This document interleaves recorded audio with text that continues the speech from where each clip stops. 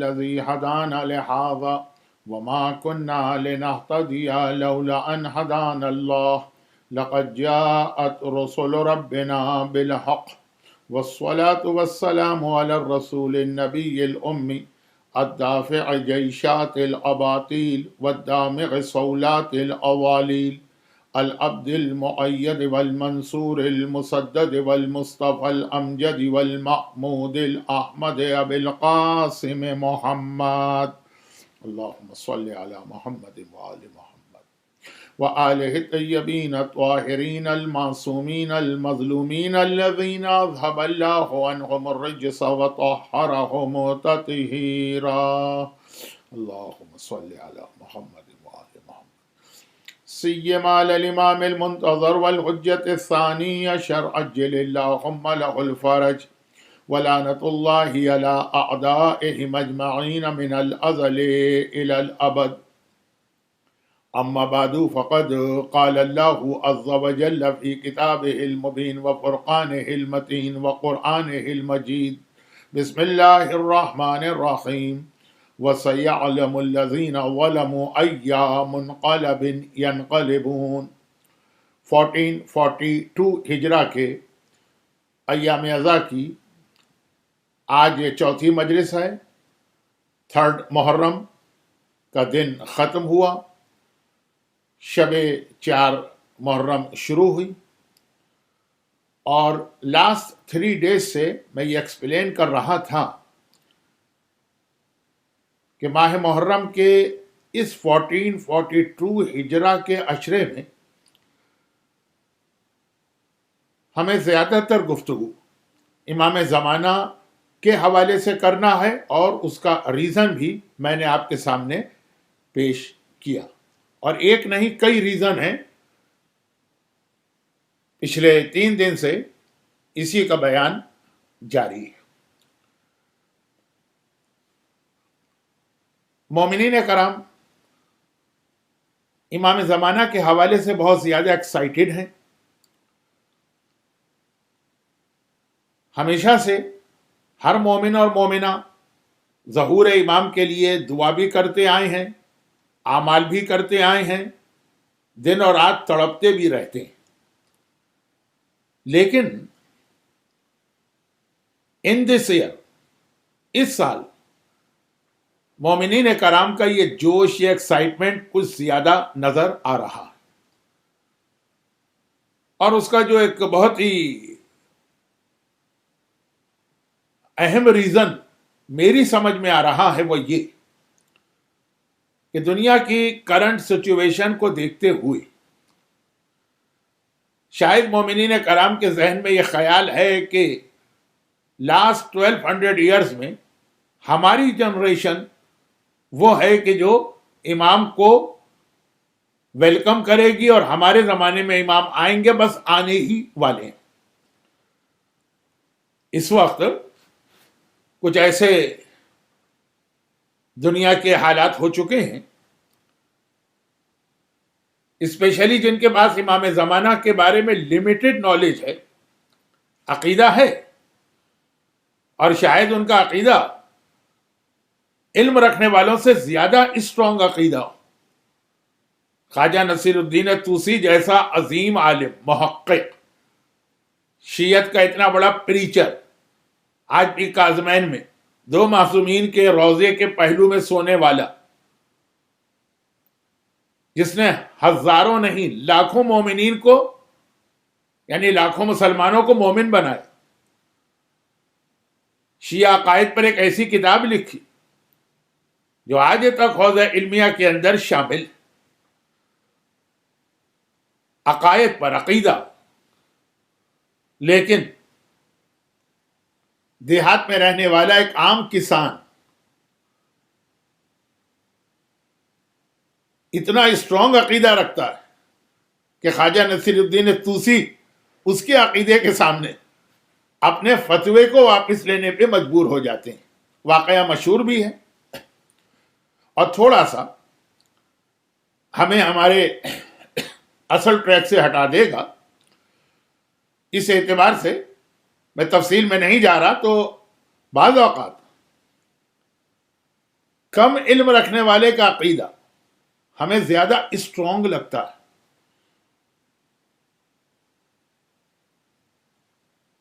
لیکن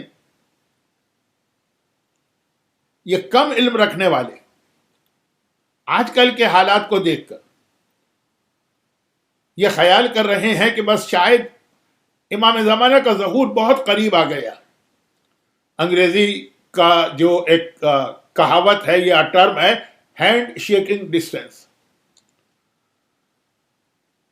اس اعتبار سے اس سال کے ایام ازاں سے پہلے کی بھی اسپیچز میں بہت سارے علماء نے امام زمانہ پر گفتگو کی، اور میرا ایک گیس ہے کہ شاید ایام ازاں میں بھی اسی سبجیکٹ پر گفتگو ہوتی رہے گی، انلیس یہ کہ خود امام زمانہ اس سے پہلے ہی ظاہر ہو جائیں تو یہ سارا ڈسکشن اور آرگومنٹ اور یہ ساری ڈیٹیل فائدہ ہی نہیں ہوگا۔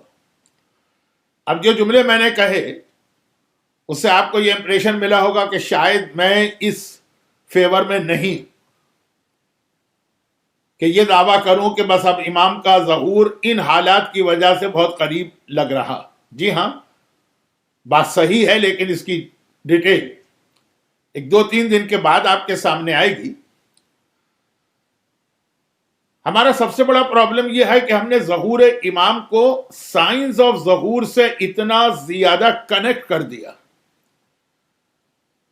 اور سائن آف ظہور بھی ہم اس کی ڈیٹیل میں نہیں جاتے ہیں، بس جو بہت مشہور باتیں ہیں جو ہم اپنے بزرگوں سے کے زمانے سے سنتے آ رہے ہیں اسی کو انف سمجھتے ہیں۔ یقیناً سائن آف ظہور میں یہ شامل ہے کہ امام زمانہ کے آنے سے پہلے دنیا میں موتیں بہت ہوں گی، یعنی جو روایت کے اندر ایک رفلی اسٹیمیٹ بتایا گیا کہ 2/3 دنیا مر جائے گی، 2/3، اور پھر ریزن بھی بتایا کہ اتنی ساری موتیں یہ نیچرل ڈیتھ نہیں ہوں گی، جنگیں ہوں گی، قتل و غارت گری ہوگی، نئے نئے اس زمانے کے اندر ویپنز ہوں گے، اور بیماریاں ہوں گی، اور بیماریوں کے نتیجے میں قحط ہوگا، فیمن کا کیا ہندی میں کیا کہتے ہیں، کال۔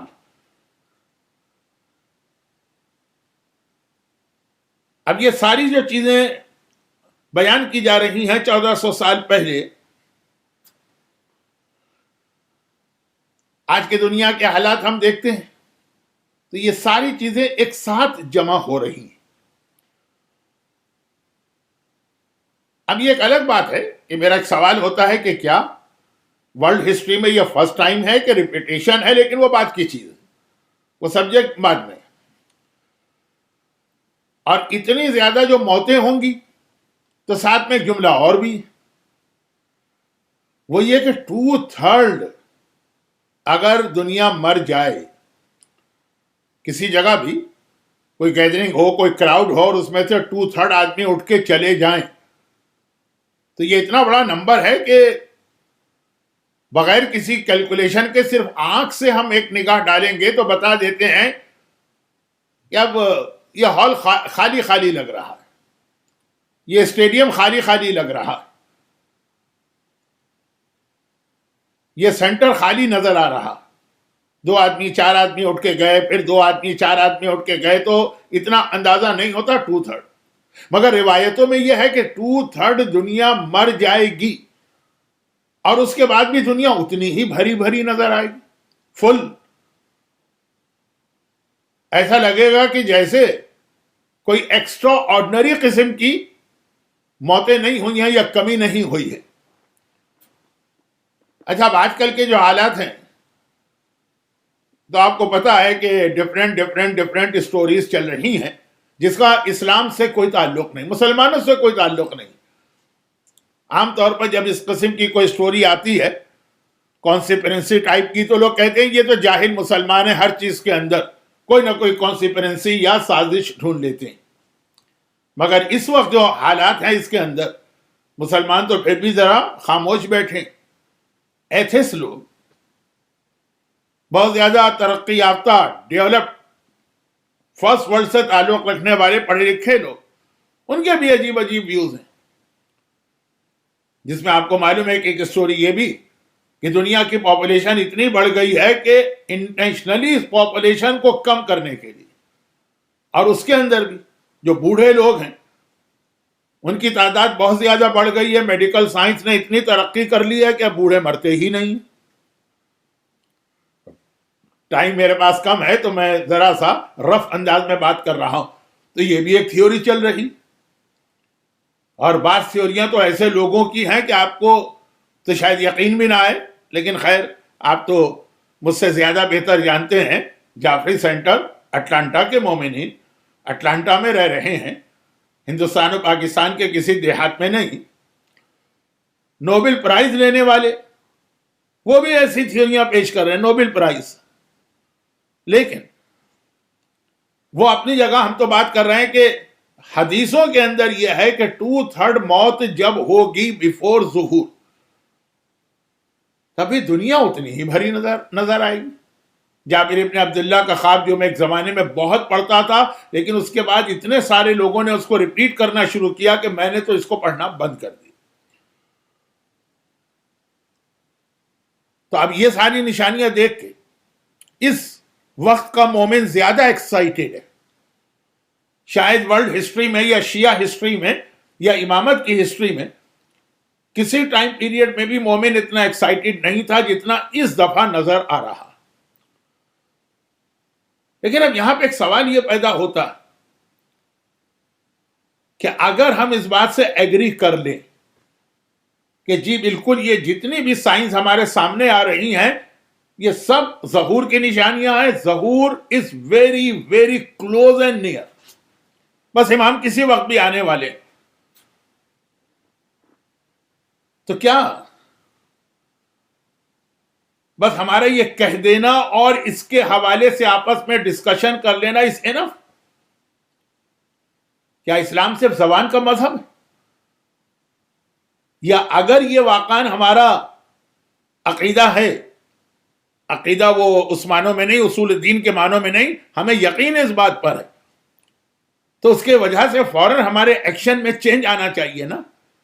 اب ہم وہ مومن تو نہیں ہونا چاہیے جو اس زمانے کے تھے جن کو امام بہت دور لگ رہے تھے. اب کل رات کو جو بات میں نے کہی تھی کہ ایک پرفیکٹ مومن امام کو کیسا چاہیے، جو امام کا اتنا زیادہ اوبیڈینٹ، سبمیٹو، حکم ماننے والا، سر کو جھکانے والا، کہ جو امام نے ارشاد فرما دیا اس کا جواب یہ ہو کہ وہ میرے امام ہیں، مجھے ان کے آرڈر کو فالو کرنا ہے، اس کی لاجک، اس کی فلسفی، اس کی ریزننگ میں نہیں جانا. کیوں امام نے یہ کہا کہ تم میرے نائب نہیں ہو، وہ میرا نائب ہے، سروسز میری زیادہ، علم میرا زیادہ، پائٹی میری زیادہ،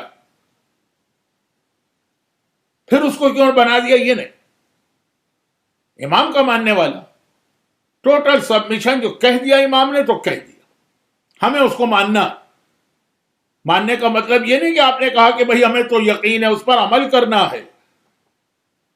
ابو سہل نوبختی نے خود اپنی جگہ سے کھڑے ہو کر حسین ابن رو کا ہاتھ پکڑ کر ان کو دوسرے نائب کے سرانے لا کے بٹھا دیے. Action, not only wording. مومن کا سب سے بڑا پرابلم یہ ہے کہ اس کو کائنات کا بہترین ریلیجن اور بہترین عقیدہ اور بہترین گائیڈ ملے ہیں، امام، لیکن اپنے عمل کے اعتبار سے وہ بہت ہی ویک نظر آتا. اچھا، اب یہاں پہ ایک بات میں اور عرض کر دوں کہ امام زمانہ کے حوالے سے جو بات میں نے ابھی کہی ہے اس سے ذرا سا کوئی فالس یا غلط امپریشن نہ پڑے. ہمارے یہاں امام زمانہ سے ریلیٹڈ 2 حدیثیں ایسی جو بہت ہی ویک ہیں، بہت ہی ویک، لیکن لوگوں کو بڑا اس سے انٹرسٹ ہے. اور وہ دونوں حدیثیں ایسی جو ویسٹ میں رہنے والوں کو ذرا سا حوصلہ پست کر دیتی ہیں، ڈی مورلائز کر دیتی ہیں، ڈسکریج کر دیتی ہیں، اور اسی طرح انڈیا اور پاکستان میں رہنے والوں کو۔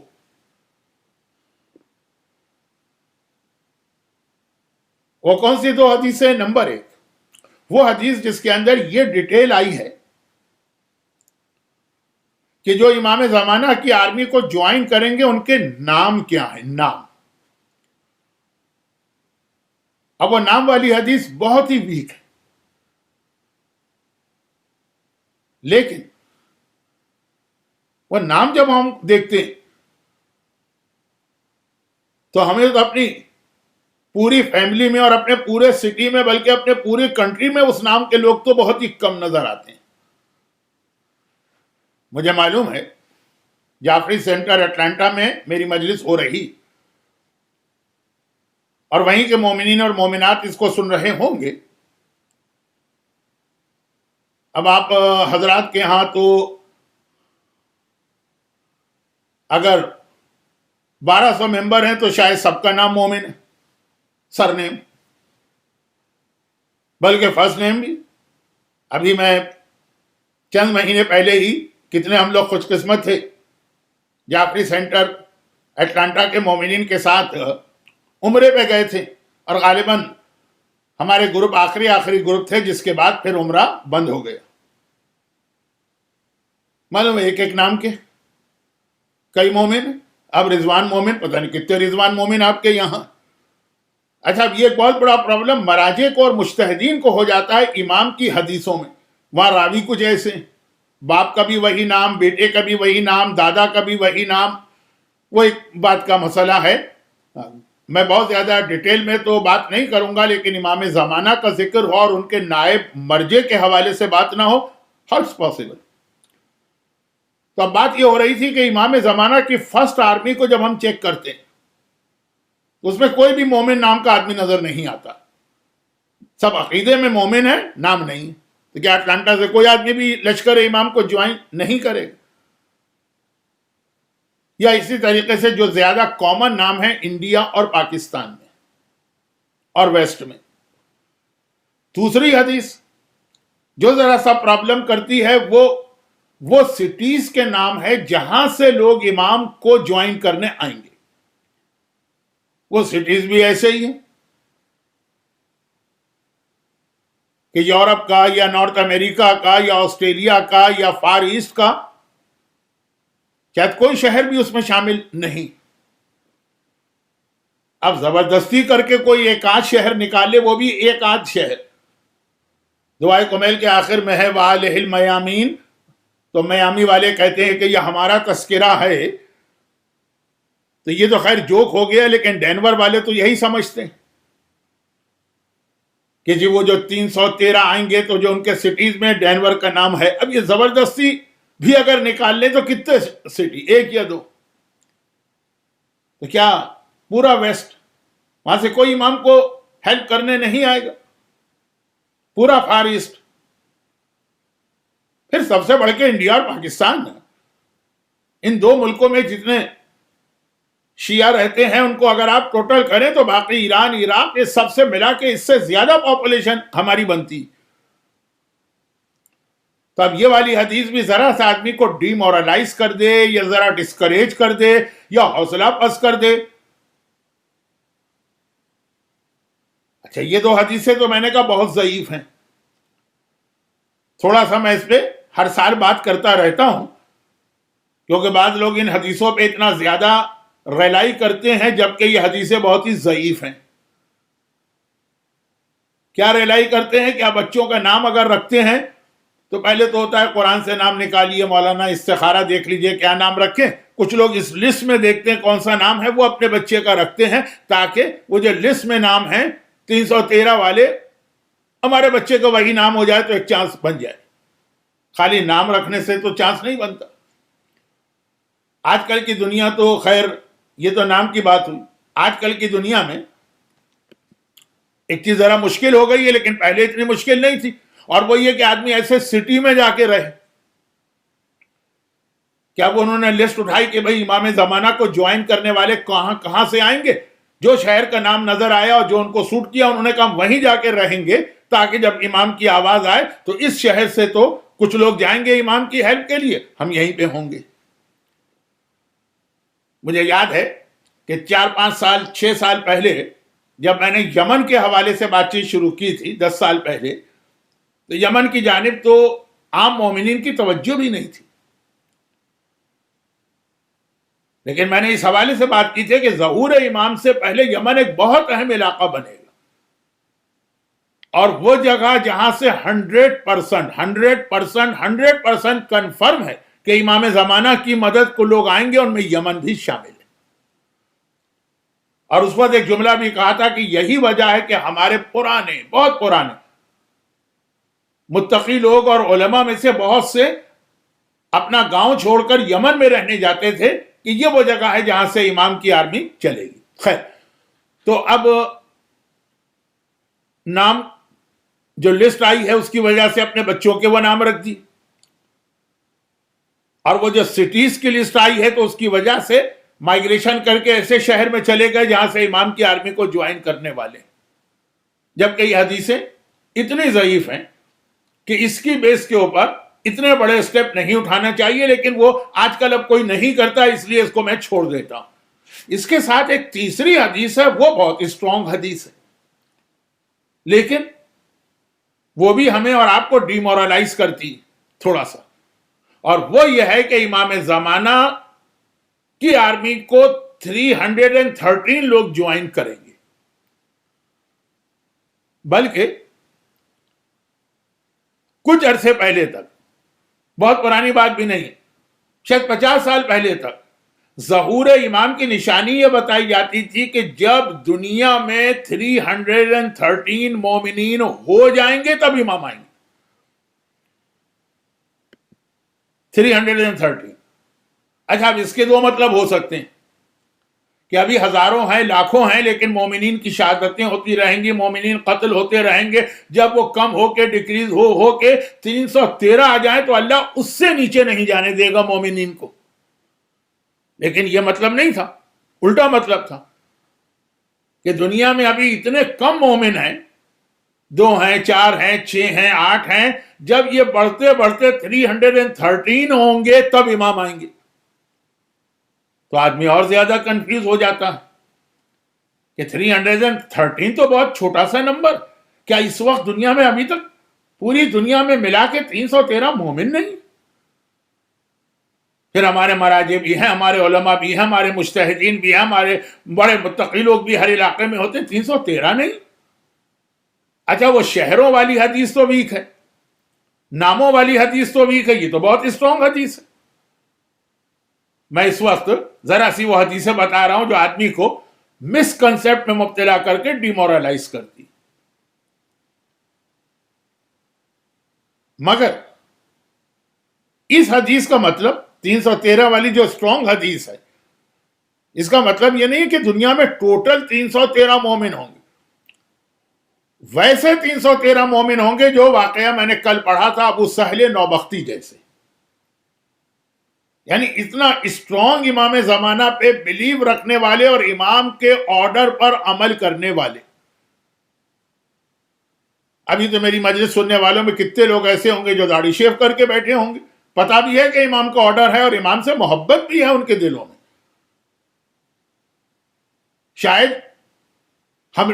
مجھ سے زیادہ ان کے دلوں میں امام کی محبت ہو، لیکن وہ محبت ایکشن نہیں۔ کتنی عورتیں ایسی ہوں گی جو گھر سے بے حجاب نکلتی ہوں گی۔ تو اب امام کی محبت، امام کو ماننا، امام کا انتظار کرنا اپنی جگہ، لیکن امام کو ایسا فالو کرنا، وہ ہے 313، جب اتنے پکے، اتنے سالڈ قسم کے لوگ آ جائیں گے، جیسا میں شہید دست غیب کا ایک واقعہ اکثر پڑھتا ہوں، تب امام ظاہر ہوں گے۔ تو وہ حدیث بالکل صحیح، لیکن اس کا مطلب یہ نہیں ہے کہ ایک عام مومن کا جو عقیدہ ہونا چاہیے یہ والے بھی دنیا میں نہیں رہیں گے اور صرف 313 ہو تب امام آتے ہیں۔ اچھا، مسئلہ صرف یہ ہے کہ یہ حدیثیں جو ہے نا ہمارا حوصلہ پست کرتی ہیں، جبکہ ہمارا ایک ری ایکشن بالکل اس کا الٹا ہونا چاہیے۔ کون سی حدیثیں؟ سائنس آف ظہور والی. اب اس میں کچھ ضعیف ہیں اور کچھ بہت اسٹرانگ ہیں. نیم کی حدیث ضعیف ہے, نمبر 313 کی حدیث بہت اسٹرانگ. اور پھر جیسا کہ میں نے شروع مجلس میں کہا کہ لوگ مریں گے اور یہ سب ہوگا, تو یہ ساری حدیثیں جو ہے نا یہ ہم سے ایکشن چاہتی ہیں. اور ایکشن کیا چاہتی ہیں؟ امام کے لیے تیار ہو کے بیٹھنا, تیاری, پریپریشن. بٹ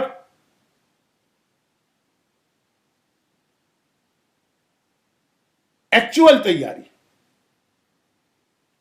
تیاری کی کئی قسمیں ہوتی ہیں.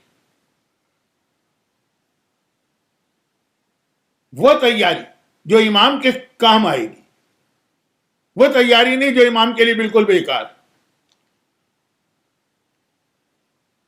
آپ کو یقین نہیں آئے گا, آپ سمجھیں گے میں جوک کر رہا ہوں, لیکن میں بالکل ریئل واقعہ آپ کو بتا رہا ہوں. اور وہ یہ کہ یہ لندن کا واقعہ ہے, اس سے زیادہ میں کچھ نہیں کہتا.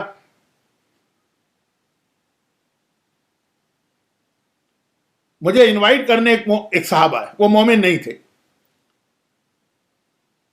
مسلمان بھی نہیں تھے. پھر کیوں مجھے انوائٹ کرنے آئے, کیا ریزن تھا؟ اس فضول باتوں کے لیے تو مجلس کا وقت ویسٹ نہیں کیا جائے گا. لیکن خلاصہ یہ ہے کہ جب انہوں نے مجھے انوائٹ کیا تو میں تو ویسے بھی لوگوں کے گھروں میں دعوت میں نہیں جاتا ہوں, کیونکہ عادت ہی چھوٹ گئی. وہ اٹلانٹا میں اتنے سال سے آ رہا ہوں, آج تک کسی نے مجھے انوائٹ نہیں کیا سوائے ایک مرد مومن کی. تو وہ عادت ہی نہیں رہی ہے. اب عادت میں نہیں رہی ہے تو اب اگر کوئی انوائٹ بھی کرے تو نہیں جاتا ہوں. انہوں نے میرا شوق بڑھانے کے لیے کہا کہ میں نے آپ کے لیے اسپیشل ارینجمنٹ کیا. وہ گوا کے تھے, انڈیا کا ایک علاقہ ہے گوا, اب تو خیر وہ برٹش نیشنل ہیں, اور گوا بہت پہلے پرتگیز کالونی تھی. کہا کہ 200 سال پرانی شراب ہمارے خاندان میں آ رہی ہے, 200 سال پرانی پرتگیز شراب, خاص میں آپ کی خدمت میں وہ پیش کروں گا, آپ آئیے میرے یہاں. کوئی ایسی بات تھی کہ جس کی وجہ سے وہ مجھے انوائٹ کرنا چاہ رہے تھے.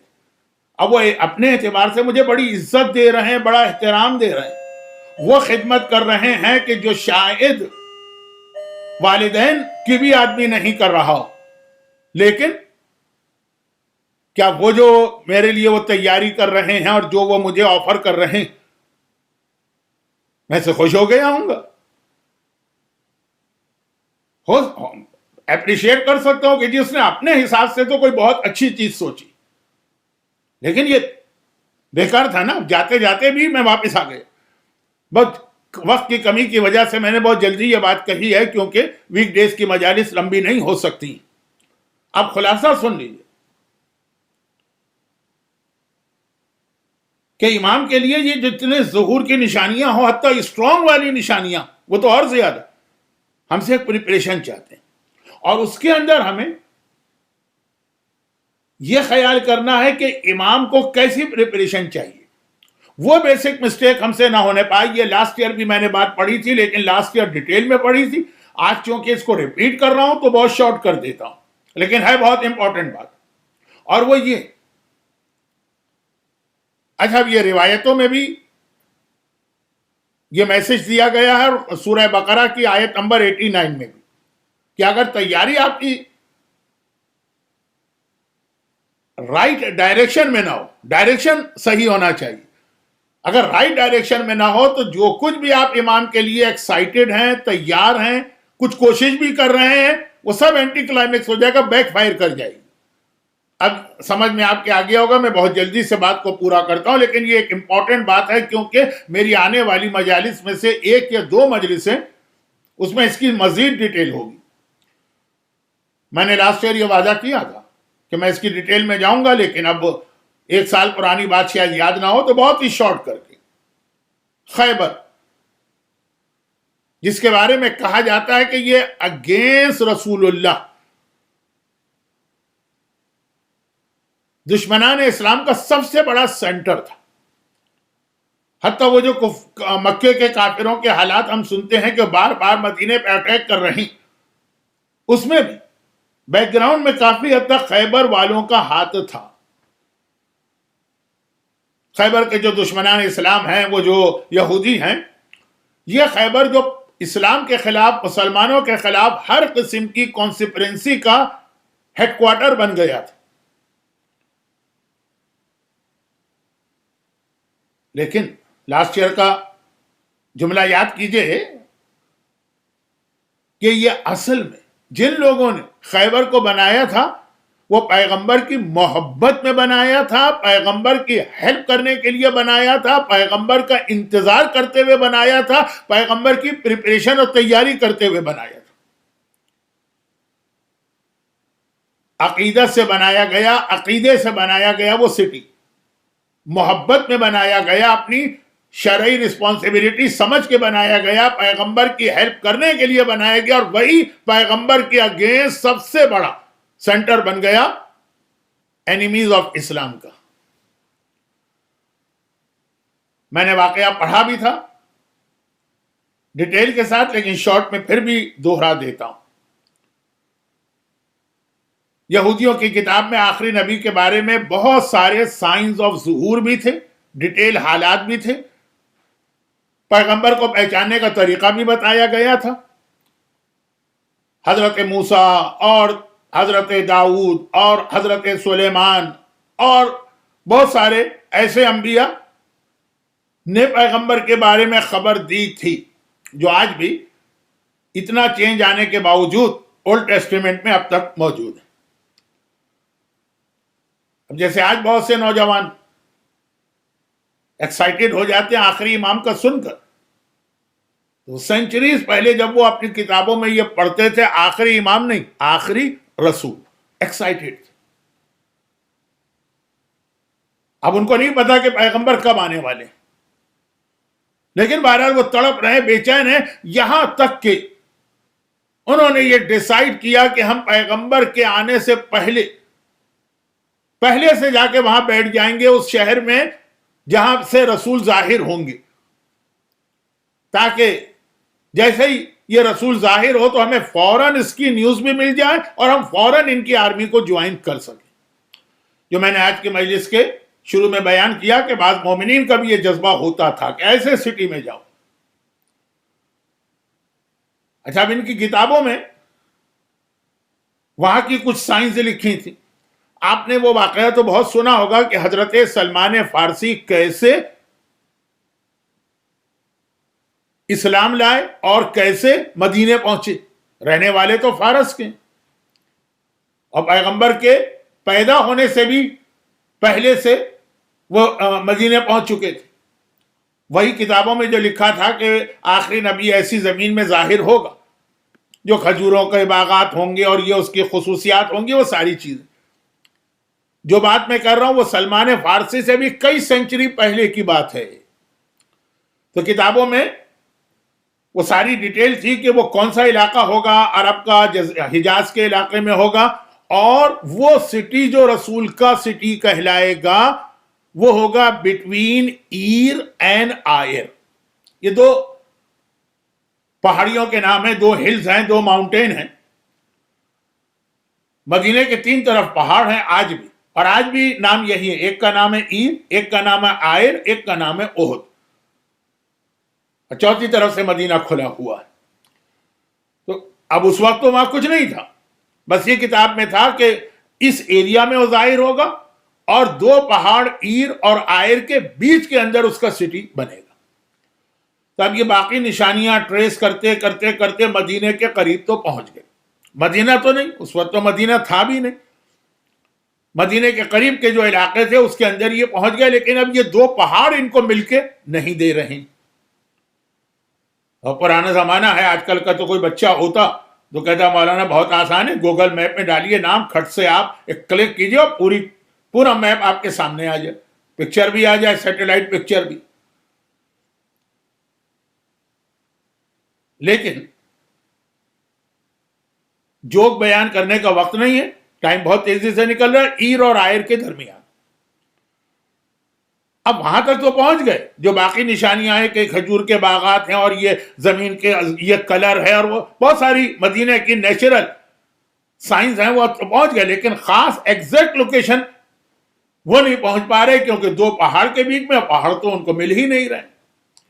اب کیا کریں؟ کہا چلو ایگزیکٹ لوکیشن نہ صحیح، اس کے قریب تو پہنچ گئے نا، یہیں پہ اسٹے کرو، جب وہ آخری رسول آئے گا تو دیکھ لیں، جوائن کر لیں گے۔ سب تو ایک جگہ نہیں ٹھہرے، اب چھوٹے چھوٹے گاؤں بن گئے۔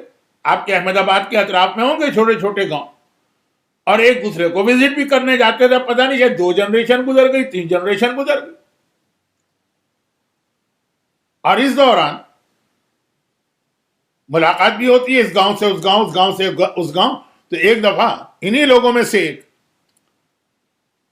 اپنے first cousin, second cousin, third cousin سے ملنے کے لیے 2 جنریشن گزر کے جانا چاہتا۔ تو یہ عرب کے اندر اونٹوں پہ سفر ہوتا ہے، اور یہ کوئی اتنا آسان نہیں ہوتا ہے، جو اس کے ایکسپرٹ لوگ ہیں وہی لوگ چلا سکتے ہیں۔ چنانچہ جو عرب کے بدو تھے ان میں سے ایک کو بلایا اور کہا کہ ہمیں اس گاؤں میں جانا ہے، لے جاؤ گے؟ اس نے کہا لے تو جاؤں گا، لیکن میں نارمل راستے سے نہیں جاؤں گا، میں عیر اور آئر کے بیچ سے لے کے جاؤں گا۔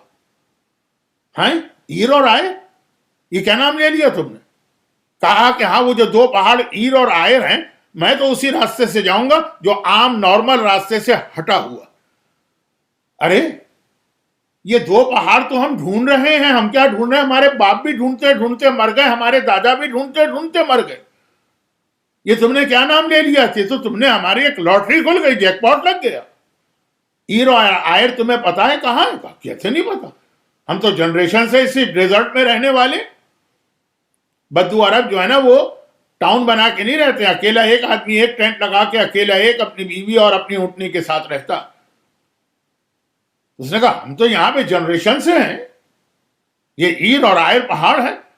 کہا تو لے چلو، ہمیں چھوڑو، وہ جو ٹاؤن وان جہاں ہم جا رہے تھے یہیں لے جاؤ۔ وہ لے کے گیا۔ اب جو ان کی کتابوں میں سائنس لکھی تھی وہ سب وہاں نظر آ گئی۔ اب تو خوشی کے مارے جتنے بھی یہودی پھیل گئے تھے عرب میں، ان سب کو اطلاع دی کہ دیکھو یہ مل گیا ہم کو۔ چنانچہ انہوں نے آ کر پہلا سٹی بنایا مدینۃ النبوی، آج کہلاتا ہے مدینۃ النبی، نبی کا شہر، لیکن باقاعدہ سیٹل ہوئے، مکانات بنا، اس میں رہنے لگے۔ چنانچہ آج بھی ان کا کلیم ہے کہ یہ اصل میں تو ہمارا شہر نہیں، جن بزرگوں کا تھا وہ تو یہ شہر بنایا ہی تھا رسول کے لیے، لیکن خالی شہر نہیں بنایا کہ ہم کو رسول کی آرمی کو جوائن کرنا ہے، جیسے ہمارے بہت سے بچے اور نوجوان یہی سوچتے ہیں کہ بس امام قریب آ رہے ہمیں ان کو جوائن کرنا ہے۔ جوائن کے لیے سیکریفائس دینا پڑتی۔ اب انہوں نے سیکریفائس دینا شروع کی، اپنے حساب سے سوچا کہ امام آخری رسول آئے گا تو اسے پروپیگیشن کے لیے دولت بھی چاہیے، کوئی بھی دنیا کا کوئی بھی مشن ہونا ہو بغیر ڈونیشن کے تو نہیں چلتا، چاہے وہ صحیح ہو چاہے غلط ہو، جھوٹے مذہب والوں کو بھی چاہیے، سچے مذہب والوں کو بھی۔ دولت خدیجہ سے لے کر خمس جو حق فاطمہ ہے وہاں تک سلسلہ اسلام میں بھی کا ضرورت کا سامان رکھو، یعنی جو کماتے ہو ضرورت کے پیسے رکھ کے باقی ساری سیونگ آخری رسول کے لیے رکھ دو۔ وہ آخری رسول آئے گا تو اس کو پھر دشمنوں کا مقابلہ کرنا ہے تو فوج بھی اس کو چاہیے، جیسے ہم اور آپ بھی یہی کنسپٹ کر رہے ہیں نا، امام زمانہ کے لیے فوج بھی چاہیے، تو فوج تیار کرو۔ اب جیسے ہمارے ہاں کسی کے ہاں اولاد ہوتی ہے 2 3 4، ایک کو ڈاکٹر بنانا ہے، ایک کو انجینئر بنانا ہے، ایک کو چارٹرڈ اکاؤنٹنٹ بنانا ہے، ایک کو IT کا ماہر بنانا ہے، جو بھی ہو، میں تو پرانے زمانے کا آدمی ہوں تو میں یہی مثالیں دے رہا ہوں، آج تو نئی نئی فیلڈ آ گئی ہیں۔ اچھا ایک عجیب بات ہے یہاں پہ، ایک نہیں یہ کئی ریئل اسٹوریز ہیں۔ میں ایک بہت لمبے عرصے تک حوزہ علمیہ میں ٹیچر رہا ہوں، لوگ آتے تھے، مولانا یہ ہمارا بیٹا ہے، ہم یہ چاہتے ہیں کہ یہ عالم بنے، اس لیے ہم آپ کے اس حوزے میں اس کو ایڈمٹ کرانے آئے۔ بہت اچھی بات ہے، بہت اچھا آپ کا جذبہ ہے، تو یہ خیال آپ کے دل میں آیا کیوں ہے؟ کہا کہ میرے تینوں بیٹے پڑھائی کا بہت شوق ہے، بہت ہی بریلینٹ ہے، تو ایک کو تو میں نے ڈاکٹر بنانے کا ارادہ کیا، ایک انجینئر بنے گا، ایک IT میں جائے گا، یہ بڑا ناکارہ نالائق۔ نہ محنت کرتا ہے، نہ پڑھنے کا شوق ہے، نہ اس کا کوئی دماغ ہے، ہر وقت کھیلتا ہے، ٹائم ویسٹ کرتا ہے. میں نے کہا چلو اس کو عالم بنا لو، کچھ کما کھائے گا اور اپنا گزارا کر لے گا. اپنے بچوں میں سب سے ناکارہ نالائق کو بھیجتے ہیں عالم بننے کے لیے، پھر کہتے ہیں کہ جی وہ پروڈکٹ نکلنا چاہیے بالکل فرسٹ کلاس، ایسا عالم بنے اور انگلش بھی جانتا اور سائنس بھی جانتا اور ٹیکنالوجی بھی جانتا اور ویسٹ کی پوری دنیا کو ہلا کے رکھ دے. لیکن میں ذرا سا اپنے ٹاپک سے ہٹا نہیں اتنا. اس زمانے کے ان یہودیوں نے جو ریل اور اصلی یہودی تھے، جو خدا نے کہا کہ جنت میں جائیں گے، سورہ بقرہ کی وہ آیت، وقت نہیں ہے تو میں آیت کوٹ نہیں کر رہا ہوں. تو خلاصہ یہ ہے کہ اپنی اولاد میں دیکھتے تھے جو سب سے بہتر ہوتا تھا میدان جنگ کے لیے. میدان جنگ میں سپاہی ایک کرائٹیریا ہوتا ہے نا، وہ بہت ہی بیمار ہو، بہت ہی کمزور ہو. اب آج کل کی جنگ تو ایسی ہے کہ کمپیوٹر گیم کی طرح سے کھیلی جاتی ہے، تو ایک بٹن دبانے سے ہی جنگیں ہوتی ہیں. لیکن پرانے زمانے میں تو ایسا نہیں تھا. وَزَادَهُ بَسْطَةً فِي الْعِلْمِ وَالْجِسْمِ، جو سورہ بقرہ کی آیت. تو جو فزیکلی فٹ فاٹ سب کچھ ہے، اس کو رکھتے ہیں، فوجی ٹریننگ دلاتے ہیں، اور اس کو پیغمبر کی مدد کے لیے رکھتے ہیں. یہ اب سلسلہ شروع ہو گیا. کہاں پہ یہ ساری چیزیں رکھی جائیں؟ کہ مدینہ تو فلیٹ زمین ہے، کھلا علاقہ ہے، کوئی دشمن اٹیک کر سکتا ہے. وہ علاقہ ڈھونڈو کہ جہاں پر ملٹری پوائنٹ آف ویو سے بہت سیف قسم کا علاقہ. چنانچہ خیبر کا علاقہ، چاروں طرف پہاڑ، اونچے پہاڑ، مضبوط علاقہ، وہاں پہ قلعہ بنایا، اپنے سارے ایسے بچے وہاں بھجوائے، اپنی ساری دولت وہاں بھجوائی. دولت بھجوائی جا رہی ہے رسول خدا کے لیے. یہاں تک کہ وہ اتنی دولت آ گئی کہ آپ کو بھی پتا ہے، مجلسوں میں سنتے ہیں، خیبر کی دولت ہماری مجلسوں میں ایک محاورہ بن گئی. کیونکہ اس شروع جنریشن میں، اب یہ 10 سال کی بات نہیں ہے، یہ شاید 500 سال، 1000 سال کا میں واقعہ بتا رہا ہوں، یا 500 سال. ضرورت کا سامان اپنے پاس مدینے میں رکھتے ہیں اپنے گھر والوں کے لیے، جتنا ضرورت سے زیادہ. قل العف، قرآن کریم کی ایک آیت ہے نا جس کی تفسیر میں بڑے اختلاف ہے. کیا ہے حبیب، لوگ پوچھتے ہیں کہ ہم راہ خدا میں کیا دے؟ کہو اف دو. اف کا مطلب جو عام طور پہ مشہور ہے، میں مسئلہ شرعی نہیں بتا رہا ہوں، کہ ضرورت کے بعد جو بچ جائے سب دے دو راہ خدا میں. وہ اس پر عمل کرتے تھے، اور سب خیبر میں جمع ہو رہا. سارے جو فزیکلی فٹ قسم کے بچے ہیں وہ سارے خیبر میں جمع ہو رہے ہیں. مرحب بھی ان میں سے ایک ہے، انتر بھی ان میں سے ایک، جو پیغمبر کی ہیلپ کے لیے ان کے والدین نے ان کو رکھا تھا. اور دیکھیے ان مدینے والوں کا بلیو اتنا زیادہ تھا اسٹرانگ آخری رسول پر، کہ جب یمن کے بادشاہ نے پہلے مکے پہ اٹیک کیا تو اور پھر وہ یمن کا بادشاہ مدینے آئے، تو جب مدینے پہ اس نے اٹیک کیا، پرانے زمانے کی جنگوں میں کیا ہوتا ہے، ہر سٹی کے چاروں طرف ایک سٹی وال بنائی جاتی، اور جب کبھی دشمن اٹیک کرتا ہے، اگر سٹی والے دیکھیں کہ ہم ذرا ویک ہیں، تو وہ اس کے گیٹ بند کر کے شہر کے اندر بیٹھ جاتے ہیں. اب دشمن باہر ہے، وہ اندر آ نہیں سکتا. اب سارا مسئلہ یہ ہوتا ہے کہ کون ایسا ہے کہ جس کو جو جلدی ہمت ہار بیٹھے. شہر والوں کے پاس اب باہر سے کوئی سپلائی نہیں آ رہی ہے، جتنا ان کے پاس راشن ہے اتنا ہی وہ ریزسٹ کر سکتے ہیں. تو آپ واقعات دیکھیں گے ہسٹری میں 2 سال تک اس طرح سے دشمن شہروں کے چاروں طرف بیٹھے تھے. آخر کھانے پینے کی چیزیں ختم ہو گئی، مجبور ہو کے انہوں نے سرنڈر کیا. تو کسی شہر میں 1 سال کا راشن ہوتا ہے، کسی میں 8 مہینے کا، کسی میں 6 مہینے کا. لیکن جس وقت دشمن اٹیک کرے، آپ نے شہر کی دیوار کے اندر رہ کر دروازے بند کر دیے. اب جتنا اس وقت شہر کے اندر کھانے پینے کا راشن ہے، وہ اسی سے گزارا کرنا ہے. اگر پہلے دشمن چلا گیا چھوڑ کے تو تم جیت گئے، اگر وہ وہاں بیٹھا رہا اور یہ راشن ختم ہو گیا تو تم ہار گئے. تو شہر والے فوراً جیسے ہی دشمن اٹیک کرتا ہے، کھانے پینے کی شارٹیج نہ ہو جائے، بہت احتیاط سے اس کو خرچ کرتے ہیں. اب یمن کے بادشاہ نے اٹیک کیا ہے، شہر کے دروازے بند ہو گئے، شہر کے اندر وہ اوریجنل ایکچول مومن یہودی رہ رہے ہیں. اور بادشاہ کو معلوم ہے ٹھیک ہے ویٹ اینڈ سی دیکھیں کون پہلے سرنڈر کرتا. صبح کا وقت آیا نیکسٹ مارننگ, دیکھا کہ چاروں طرف سے غریب اور پریشان حال لوگ آ کے دیوار کے قریب بیٹھ رہے ہیں, اور شہر والے دیوار کے اوپر سے ان کو آٹا اور کھانے پینے کی چیزیں سپلائی کر رہے ہیں. یمن کا بادشاہ حیران ہو گئے کہ ایسے موقع پر تو جو شہر والے ہیں وہ اپنے بچوں کو بھی کھانا بہت احتیاط سے دیتے ہیں. اگر نارمل سرکمسٹانسز میں بریڈ کا 2 سلائس دیتے ہیں تو اس وقت 1 کر دیتے ہیں, 2 روٹیاں دیتے ہیں, آدھی روٹی کھاتے ہیں. کیا پتہ نہیں کتنے مہینے ہم کو اسی راشن میں گزارا کرنا ہو. یہ عجیب لوگ ہیں. دشمن نے اٹیک کیا ہے, دشمن گھیر کے بیٹھ گیا ہے, یعنی خود یمن کا بادشاہ, اور یہ اپنوں تو چھوڑو جو یہ غریب اور مستحق چاروں طرف سے آ رہے ہیں یہ ان کی ہیلپ کر رہے ہیں. ایسا تو کبھی نہیں دیکھا. اچھا اب اس دوران دونوں دشمنوں کے بیچ میں, جو شہر کے باہر ہے اٹیک کرنے والا, جو شہر کے اندر ہے ڈیفنس کرنے والے, ان کے بیچ میں قاصدوں کا سلسلہ جاری رہتا, ایک کمیونیکیشن ہوتا.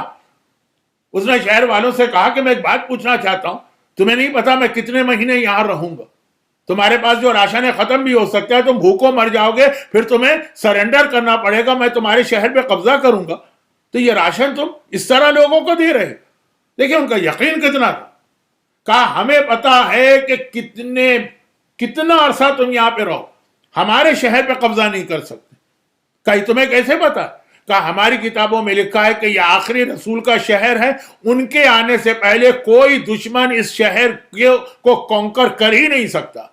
بڑی سے بڑی طاقت بھی آ جائے اس کو واپس جانا پڑے گا. یہ شہر جو ہے اب جائے گا تو صرف آخری رسول کے ہاتھ میں جائے گا, اس کے علاوہ کوئی طاقت اس پہ قبضہ نہیں کر سکتی ہے.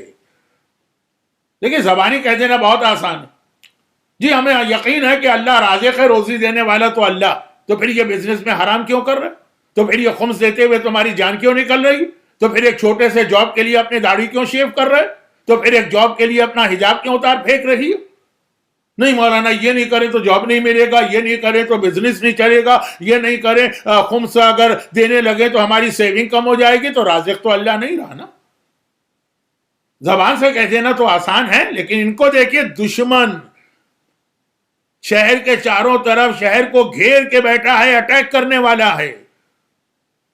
راشن جو لمیٹڈ ہے شہر میں اگر وہ ختم ہو گیا تو بھوکوں مر جاؤ گے. لیکن اتنا یقین تھا ان کو آخری رسول کے اوپر, کہا کہ نہیں ہم بھوکوں مر ہی نہیں سکتے ہیں جب یہ وعدہ ہے ہمارے انبیاء کا, موسیٰ کا اور عیسیٰ کا اور یوشع ابن نون کا اور سلیمان کا اور داؤد کا, کہ یہ جو شہر ہے اس پر سوائے آخری رسول کے ان سے پہلے کوئی قبضہ نہیں کر سکتا. اتنا یقین کہ اپنے آگے کی روٹی دے رہے ہیں کہ ہمیں پرابلم نہیں ہوگا. یمن کا بادشاہ بھی جو اس نے ان کا عقیدہ دیکھا, ان کا فیتھ, اتنا امپریس ہوا کہ اس نے کہا کہ میں واپس جا رہا ہوں. البتہ جس آخری رسول کو تم اتنا مانتے ہو میں بھی اس کی کوئی خدمت کرنا چاہتا ہوں. اور یہ کہہ کر شہر کے پرائم لوکیشن میں, ہر شہر میں پراپرٹی کی ویلیو برابر نہیں ہوتی, ایک پرائم لوکیشن ہوتا ہے, وہاں پہ اس نے ایک زمین خرید کر مکان ہاؤس لی اور کہا یہ میں آخری رسول کے لیے گفٹ یہاں رکھ کے جا رہا ہوں کہ جب اس شہر میں وہ آئیں, تم یقین کر رہے ہیں نا, تمہارا عقیدہ ہے کہ وہ یہاں آئیں گے, جب آئیں تو میرے شہر میں میرے مکان میں اسٹے کریں, وہ میرے مہمان بنے. چاہتے تو ہم بھی یہ ہیں کہ امام زمانہ آئیں تو ہمارے مہمان بنے, لیکن کیا کریں, گانے کے بغیر گزارا نہیں ہو سکتا ہے, وہ ہم اپنے گھر سے نہیں نکال سکتے. امام نہ آئے تو کوئی بات نہیں. وہ یمن کا بادشاہ مدینے پہ اٹیک کرنے آ رہا, اتنا امپریس ہو کے جا رہا ہے, ایک تو عقیدے کی طاقت, اور پھر یہ کہ اس نے کہا گفٹ ہے, یہی وہ مکان تھا. پھر اس نے اپنی فوج میں سے ایک آدمی کو مقرر کیا کہ تم ایز اے ٹرسٹی یہاں پہ رہو گے, آخری رسول کو ہینڈ اوور کرو گے یہ مکان, تم مر جاؤ تو اپنی اولاد کو وصیت کرنا. انہی میں سے حضرت ابو ایوب انصاری تھے, جن کے گھر میں رسول خدا نے آفٹر ہجرت اسٹے کیا, لیکن وہ ان کا گھر نہیں تھا, وہ گھر خود پیغمبر کے لیے ایز اے گفٹ یمن کا بادشاہ دے کر گیا تھا. لیکن بات کیا ہو رہی, زبانی بات کرنا آسان ہے, لیکن ان کا عقیدہ دیکھیں کہ دشمن ننگی تلوار لے کے سر پہ کھڑا اور موت نظر آ رہی ہے, لیکن اتنا یقین ہے کہ آخری رسول کو کامیابی ہوگی, ان سے پہلے یہاں کوئی نہیں آ سکتا ہے کہ اپنے آگے کا راشن اٹھا کے غریبوں کو دے رہے ہیں. ایک طرف یہ دو ہی چیزیں ہیں نا جو مومن کو نجات دلاتی ہیں، اصول دین اور فروع دین، عقیدہ اور عمل۔ عقیدہ اتنا اسٹرانگ اور عمل بھی دیکھی، یہاں ہم سیونگ کا 20% دیتے ہوئے جان نکلتی ہے خمس کے نام پر، وہاں پہ وہ جتنا کماتے ہیں پوری ارننگ وہ رسول کے نام پہ گفٹ کر دیتے ہیں، اولاد رسول کے نام پہ دے دیتے ہیں۔ لیکن پھر کیا ہوا کہ یہی لوگ اب انہی کی 3rd 4th 5th 6th generation مدینے میں تھی جب رسول آئے تھے، تو انہی لوگوں نے رسول کی مخالفت مدینے میں کی، اور ان لوگوں ان کے بزرگوں نے جو پیغمبر کی ہیلپ کرنے کے لیے خیبر بنایا تھا، وہی خیبر پیغمبر اور اسلام کے خلاف ہیڈ کوارٹر بن گیا ہر قسم کی سازش کا۔ یہ اینٹی کلائمیکس کیسے ہوا، یہ بیک فائر کیسے کر گیا، کہاں پہ کیا ٹیکنیکل مسٹیک ان لوگوں سے ہو گئی؟ بظاہر تو ہر چیز سمجھ میں آ رہی ہے، عقیدہ بھی مضبوط ہے، مالی مدد بھی کر رہے ہیں، جسمانی مدد بھی کر رہے ہیں، لیکن کہیں نہ کہیں تو غلطی ہوئی۔ اگرچہ میرا دل تو چاہ رہا تھا ذرا ڈیٹیل میں لنک دے کر ایک سیکوینس کے ساتھ غلطی تک پہنچاؤں، لیکن چونکہ ٹائم خاصا گزر گیا ہے میں تفصیل میں نہیں جا رہا۔ وہ غلطی یہ ہوئی کہ وہ یہ سمجھے کہ آخری رسول دولت کے ذریعے سے اسلام کو پھیلائے گا، تو دولت جمع کر کے دو، اسلام پیسے سے نہیں پھیلتا۔ وہ یہ سمجھے کہ آخری رسول تلوار کے ذریعے اسلام کو پھیلائے گا، تو فوج بناؤ۔ اسلام تلوار کے ذریعے نہیں پھیلتا، اسلام ہمیشہ پھیلتا ہے یا تبلیغ ہوتی ہے علم کے ذریعے سے۔ جو اصل ان کی رسپانسبلٹی اور ڈیوٹی تھی، پیسے جمع کریں کہ جمع نہ کریں، آرمی بنائیں کہ نہ بنائیں، جو پروپیگیشن آف اسلام کا سب سے بڑا ذریعہ ہے، ٹول ہے علم، اپنی نالج بڑھائیں، اپنی معرفت بڑھائیں، وہ یہ بھول گئے۔ اور یہی وجہ کہ جو ابھی میں نے کہا کہ اسلام جب پروپیگیشن ہے، اسلام پھیلتا بھی ہے علم سے اور اسلام بچتا بھی ہے علم سے۔ اسلام پھیلایا اللہ کے رسول، انا مدینۃ العلم وعلی بابھا کہہ کر، یہ علم۔ اور اسلام بچایا حسین نے حبیب ابن مظاہر کو یہ کہہ کر بلایا کہ تم علم رکھتے ہو فقیہ۔ حبیب ابن مظاہر کتنی بڑی مثال ہے ہمارے سامنے۔ دیکھیے حسین اسلام بچانے جا رہے ہیں، حسین کو بھی ایک آرمی چاہیے، جمع کر رہے ہیں اپنے سپاہیوں کو، کرائیٹیریا کیا بنایا؟ پھر ہم کو بتا دیا خیبر کے یہودیوں جیسی غلطی نہ کرنا، دولت کے انبار اور خزانے لے کے نہیں چلے کربلا، بڑے بڑے نوجوان طاقتور 6 فٹ والے، اتنا ان کا چیسٹ ہو، تلوار چلانا جانتا ہو، ان کو جمع نہیں کیا۔ اسلام بچانے جا رہے ہیں، کوئی ایک سٹی، کوئی ایک ملک، اپنی کوئی قوم کے لیے نہیں کام کر رہے، دین خدا کے لیے کام کر رہے ہیں۔ چنانچہ اگر بلایا کسی کو اپنی فوج میں تو یہ کہہ کر بلایا کہ چونکہ یہ فقیہ، فقہ، دین کی نالج، دین کا علم، دین کی سمجھ، انڈرسٹینڈنگ آف اسلام۔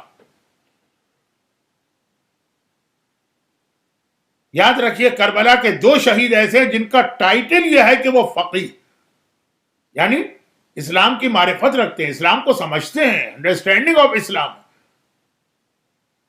کربلا کے 2 شہید، دیکھیے کربلا کا ہر شہید اس کرائیٹیریا پہ پورا اترتا ہے، لیکن 2 کا ٹائٹل فقیہ۔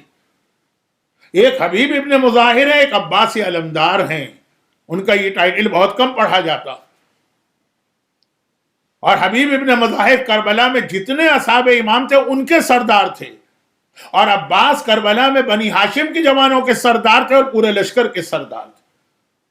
اصحاب کا سردار بھی اس کو بنایا جس کی ایج اتنی زیادہ، فزیکلی اتنا کمزور ہے۔ وہ حبیب ابن مظاہر کا بڑھاپا تو مشہور، میں یہ نہیں کہتا وہ 90 ایئرز کے تھے، وہ حسین کے ایج کے تھے، اراؤنڈ 60، لیکن اصحاب کا سردار بھی اس کو بنایا جس کا کرائیٹیریا یہ ہے کہ اس کے پاس دین کی نالج ہے، اور پورے لشکر کا اور بنی ہاشم کے شہزادوں کا سردار بھی اس کو بنایا۔ جو کل میں نے روایت پڑھی کہ کربلا کے میدان میں حسین کا قافلہ آ گیا اور ہر کے خط پہ خط جا رہے ہیں، اے ابن زیاد حسین کربلا آ چکے ہیں، अब वहां से फौजों पे फौजें आ रही, सुबह एक लश्कर आए, शाम दूसरा लश्कर आए, हर थोड़ी देर के बाद फौजों के आने की आवाज आई। और एक मर्तबा ज़ैनब तड़प तड़प के फिजा से कहें, जाओ फिजा जाके देखो कौन आया, और फिजा आके खबर दें। कभी कहें कि शहजादी खूली आया, कभी कहें कि हरमुला आया, कभी कहें कि सनान आया, कभी कहें कि उमर साद आया, कभी कहें कि शिमर आया। एक से एक जालिम दुश्मन अहले बैत उनके नाम लिए जा रहे। आखिर एक बार ज़ैनब ने कहा, फिजा जरा भैया को तो बुला के लाना। हुसैन आए, ज़ैनब बहन क्या बात? कहा कि भाई जब से हम करबला में आए मुसलसल दुश्मनों की फौजों पे फौजें आ रही हैं, तुम्हारे खून के प्यासे आ रहे हैं। क्या इस भरी दुनिया में कोई नहीं है जो मोहम्मद के नवासे की मदद को हमारा साथ दे? हुसैन ने कहा, ज़ैनब तुम तो मुझसे बेहतर, तुम तो जानती, तुमने अम्मा का जमाना भी देखा, बाबा का जमाना भी देखा, भैया का जमाना भी देखा, किसने हमारा साथ दिया? ज़ैनब ने कहा, और किसी को तो मैं नहीं जानती, लेकिन तेरे बचपने का दोस्त हबीब इब्न मुज़ाहिर, अगर उसे बुलाएगा तो हो ही नहीं सकता कि वह आए। अरे हबीब, ज़ैनब ने तुम्हें याद किया। हुसैन ने कासिद को भिजवाया और हबीब उस वक्त अपने घर में बैठे दोपहर का खाना खा रहे हैं। कूफा शहर है, शौहर और बीवी बैठे हैं। दरवाजे पे नॉकिंग की आवाज आई। एक बार हबीब ने पूछा, कौन है?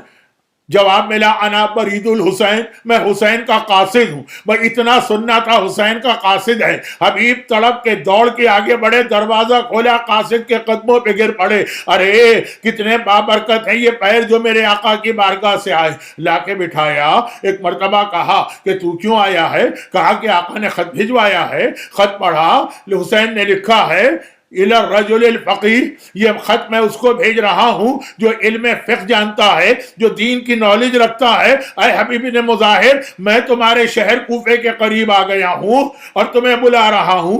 बेइख्तियार अपनी जगह से खड़े हुए रुख करके वही जुमला कहा होगा जो हम और आप आजकल बहुत कहते हैं, लब्बैक या हुसैन, लब्बैक या हुसैन। आका तूने बुलाया, तेरा गुलाम हाजिर है। कासिद को तो रुखसत किया, लेकिन अब घर के अंदर आए। बीवी इस दौरान पर्दे में बैठी थी। तड़प के कहा, हबीब मेरी शहजादी के लाल का खत आया है, आखिर क्या बात है? कहा, हुसैन आ गए हैं, मुझे बुलाया है। बीवी ने पूछा, तो तूने क्या फैसला किया? अब हबीब को इम्तिहान लेना है अपनी बीवी का। कहा कि मैं सोच रहा हूं कि क्या जवाब दूं। अरे ज़ौजाए हबीब को जलाल आ गया। है हबीब, फातिमा का लाल तुझे बुलाए, मेरा आका तुझे बुलाए, तेरा इमाम तुझे बुलाए, तू सोच रहा है? अरे मेरी चूड़ियां पहन ले, अपनी तलवार दे दे, मैं अपने आका की मदद को जाऊंगी। हबीब ने कहा कि मुझे तो सिर्फ तेरा ख्याल है, मेरे बाद क्या होगा? ज़ौजाए हबीब बड़े बड़े शान के साथ कहती है कि हबीब मेरी फिक्र न कर, मैं मिट्टी खा के गुजारा कर लूंगी, मगर ये बर्दाश्त नहीं कर सकती कि फातिमा का लाल बुलाए, मेरा शौहर यहां रहे। और हबीब एक बार बड़ी मुश्किल से कूफे से निकले, पहरे लग चुके हैं, करबला पहुंचे, हबीब को आता देखा। एक बार खुशी की आवाजें बुलंद हुई। ज़ैनब ने कहा, फिजा आज पहली बार मेरे भैया के लश्कर से खुशी की आवाजें आ रही हैं, बात क्या है? फिजा ने कहा, शहजादी मेरे आका के बचपने का दोस्त हबीब आ गया है। बस कहा, फिजा जरा हबीब को जाके मेरा पैगाम दो, मैं हबीब से बात करना चाहती हूँ। हुसैन हबीब को लेके आए। दरमियान में पर्दा है, खेमे के अंदर ज़ैनब है, खेमे के बाहर हुसैन है। हुसैन ने कहा, ज़ैनब मुबारक हो, मेरे बचपने का दोस्त हबीब आ गया, मैं इतना सुनना है। एक बार पहले तो ज़ैनब कहती हैं, भैया हबीब फातिमा की बेटी का सलाम लेना, हाँ ये सलाम सुनना। हबीब गजका के गिर पड़े, शहजादी आज ये दिन आ गया कि हम जैसे अदना गुलामों को बराह रास्त सलाम भिजवाया जा रहा। और हबीब मैदान करबला में आशूर की दोपहर आई। अबू समामा सैदावी ने कहा, फर्जंद रसूल मैं जोहर की नमाज भी आपके साथ पढ़ना चाहता हूं, एक नमाज और पढ़ लूं। हुसैन ने कहा, हबीब जाके फौजे यजीद से इतनी मोहलत ले लो, वो तीरंदाजी रोक दे, हम नमाज पढ़ें। हबीब गए, कहा बस इतनी इजाजत दे दो, हम नमाज पढ़ लें। क्या बेहयाई का जवाब मिला। शिमर कहता है, हबीब तुम्हारी नमाज कबूल कहां है जो तुम नमाज पढ़ने जा रहे? फायदा क्या ऐसी नमाज का? हबीब से बर्दाश्त ना हुआ। एक मर्तबा आवाज दी, आका अब ये नमाज तो आपके नाना के पीछे कौसर के किनारे पढ़ूंगा। तलवार निकाल के हमला किया। अरे बेहया, तेरी नमाज कबूल हो और मोहम्मद के नवासे की नमाज कबूल ना हो। हबीब मैदान करबला में مارے گئے. جو پہلی مجلس میں نے جملہ کہا یہ اہل بیت ہیں, یہ کریم ابن کریم ہیں. 11 محرم کا سیدانیہ کا لٹا قافلہ جب شہر کوفہ میں داخل ہوا, ایک مرتبہ ایک بچہ آگے بڑھا, چھوٹا بچہ, سید سجاد کے گھٹنے کو ہلایا, مولا میرا سلام لیجئے. آقا نے جھک کے دیکھا تو کون ہے؟ کہا میں حبیب کا یتیم ہوں. سجاد نے پیچھے مڑ کے آواز دی اور کہا پھوپھی اماں حبیب کا یتیم آیا ہے. زینب نے جھک کے پوچھا ارے تیری ماں کہاں ہے؟ قریب ایک مکان سے آواز آتی ہے شہزادی آپ کی یہ کنیز صبح سے آپ کے انتظار میں یہاں بیٹھی ہے تاکہ آپ کو سلام کرے. بس زینب نے سنا, کہا اے زوجہ حبیب میں تجھے ڈھونڈ رہی تھی, میں تجھے تیرے شوہر کا پرسہ دینا چاہتی ہوں. ارے تیرا شوہر مارا گیا. شہزادی زینب اور کوئی آپ کو پرسہ دینے والا بھی ہے؟ آپ کا بھیا مارا گیا, آپ کے بیٹے مارے گئے, آپ کا اکبر مارا گیا. یہ کریم ابن کریم چھوٹا بیٹا اپنی ماں کے ساتھ زینب سے بات کر رہا ہے اور بڑے بیٹے کی نگاہ پڑی. کیا دیکھا؟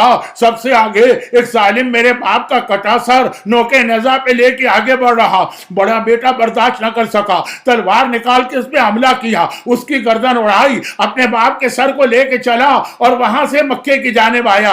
جاتے جاتے ایک جملہ کہہ گیا کہ اے ظالم و بے حیا, میرے باپ کا سر لے کے آیا ہے, کیا تجھے پتا نہیں ابھی اس کا وارث زندہ ہے؟ جن کے وارث زندہ ہوتے ہیں ان کے باپ کا کٹا سر کوئی نہیں اٹھا سکتا.